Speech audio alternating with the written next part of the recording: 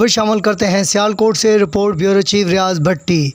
नहरों और दरियाओं में डूबने के बढ़ते वाक़यात के पेश नज़र रेस्क्यू 1122 का कम्युनिटी सेफ्टी के लिए एक और इक़दाम। District emergency officer engineer Naveed Iqbal की ख़ुसूसी हिदायत पर रेस्क्यू 1122 का अमला नहरों, हेडमराला और पिकनिक पॉइंट पर ड्यूटी सरअंजाम दे रहा है और district emergency officer Naveed Iqbal ने ख़ुसूसी तौर पर वालिदैन से गुजारिश की है कि वो बच्चों को तनहा ऐसे मुकामात पर जाने से रोकें और अवामुल नास को दरख्वास्त की है कि नहरों में नहाने से गुरेज करें, वरना खिलाफ वर्जी करने वालों के ख़िलाफ़ कानूनी कार्रवाई की जाएगी।